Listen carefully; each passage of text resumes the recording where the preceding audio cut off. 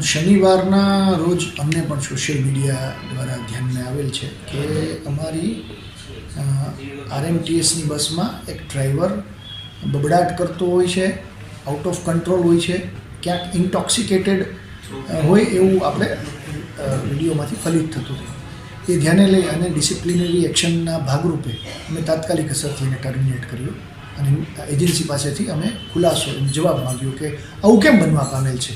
આજે રાજકોટ સિટીના જે પેસેન્જર્સ છે એમની ગરિમા જળવાય તેના માટે આવું કેમ બન્યું છે. તો એમને પહેલાં જે બાબુભાઈ વંજીભાઈ પરમાર છે એમની પાસેથી અમને જવાબ મેળવીને આપ્યો છે. એમાં એમને માનસિક બીમારી હતી.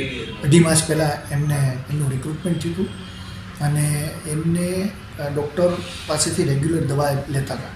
એ દવાનો પુરવઠો ખૂટતા એમને બબડાટ અને એન્ઝાયટી આપણે ફીલ થઈ.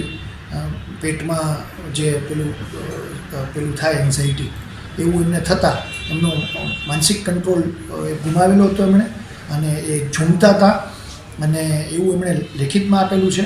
અને આવા કિસ્સામાં અમે એજન્સીને તાકીદ કરેલી છે કે આપ જે રિક્રુટ કરો ત્યારે હવે પછી આ કિસ્સાને પણ ધ્યાને લઈ કોઈપણ કંડક્ટર કે ડ્રાઈવરની માનસિક સ્થિતિને પણ ધ્યાને લઈ અને આગળ વધવા સૂચના આપેલ છે.